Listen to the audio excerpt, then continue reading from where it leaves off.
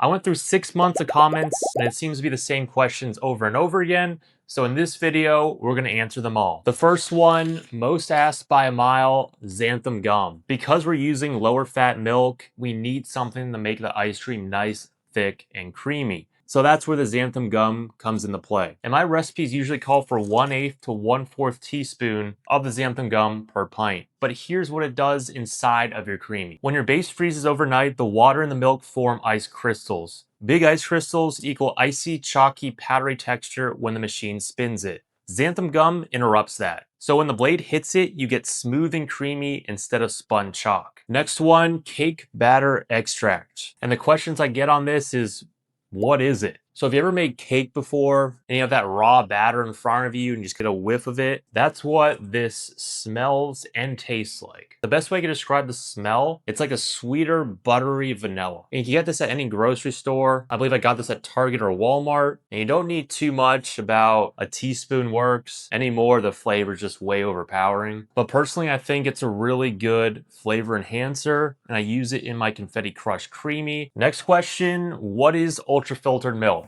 So I'm sure you've probably seen these at your grocery store before. This is ultra-filtered milk, and this one specifically by Fairlife. I know Sam's Club has it as well, and I believe Costco just came out with their version, and they're both 2%. And this really helps us out because it has 50% less sugar and 50% more protein than regular milk. These ones right here, I have the chocolate and I have the 2%. If you do want even less calories, buy the fat-free version of the regular milk. And the fact that they have a chocolate as well really helps out with the chocolate-based recipes. Next question is a sweetener question. So why I don't use sweetener in all my recipes, and wondering if the actual creamy is going to be sweet when it's all done. So the reason I use this protein powder right here by Optimum Nutrition, the vanilla ice cream flavor really mimics that same taste that vanilla ice cream has. And although it just has 1 gram of sugar, it does have sucralose in it to help give it that sweet taste without too many calories. And just side note, this does have xanthan gum in it as well.